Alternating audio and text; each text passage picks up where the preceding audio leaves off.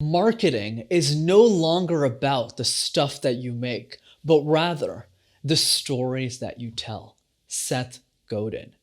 Self-promotion can be daunting for most of us. I got this great idea, but I really don't want to share it with people. So how do we self-promote in a way that's authentic, that adds value, and that enrolls other people into our mission so we can get more clients and pursue what it is that we care about, whether it's a book, whether it's a business, or whether it's a movement. And that's exactly what we'll be covering on this week's episode of MasterTalk. Hi everyone, Brendan here from MasterTalk, on your go-to channel to mastering your talk. And today, I'm going to teach you the art of self-promotion. So let's get gloating. Number one, understand and write intentionally about what it is you're fighting for. Our conversation starts with this one question, and the question is, how would the world change if everyone implemented your ideas?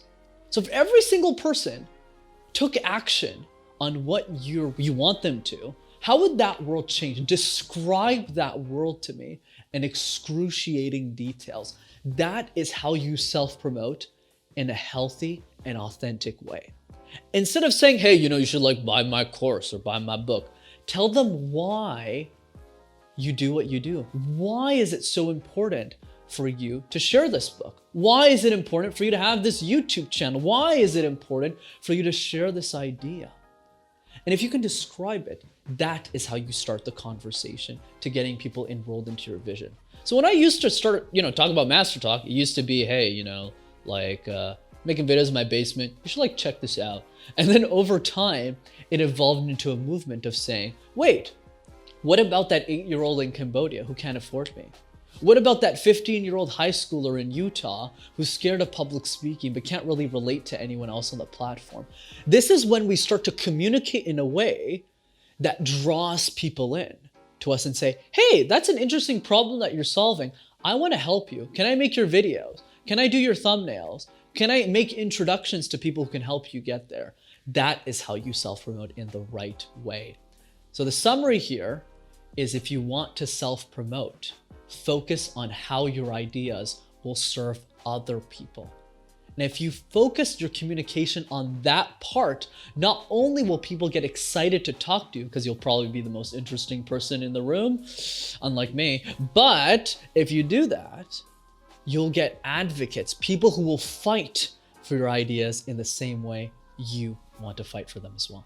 Number two, make a list of all of the things you need, from easy to hard asks. So when you do this, what's great is now you've figured out what your movement is. You figured out what the idea is and what you want to self-promote.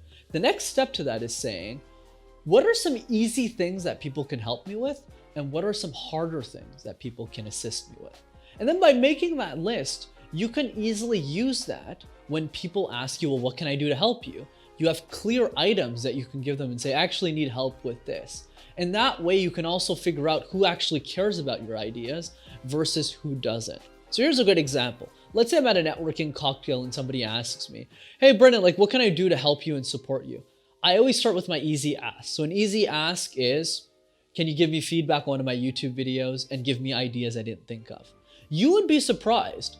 A very little people actually do that. Probably less than 10% of the people I just give a super easy ask for actually follow up with me and say, hey, Brendan, this video sucks and here's why. Or, Brendan, actually, this idea you didn't think of, you should do that.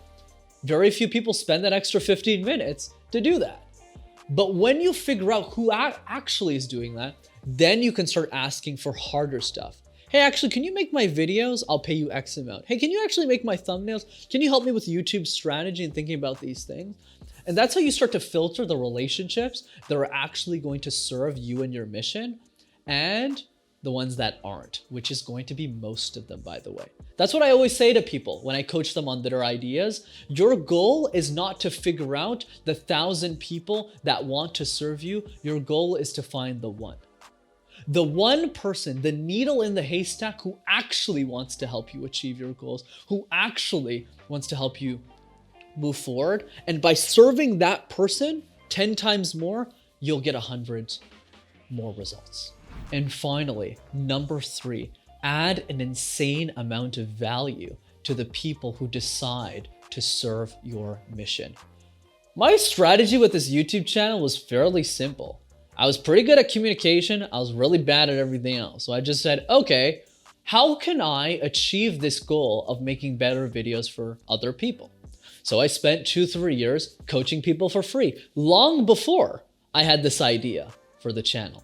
I just went up to people, university students, and I said, hey, let me teach you this. And I wasn't really good at the beginning. And then over time, I developed an expertise. And now I look like a fancy guy in a suit, which I'm not, or I guess I am since I'm wearing one. But the point I'm driving is it was a journey of adding relentless amount of value to other people. So when it became time for me to ask and say, hey guys, I got this YouTube channel, I got an incredible amount of support really early. And I already had built my team, probably 3 months into starting MasterTalk, just because I'd spent those years serving other people and seeing what other people want.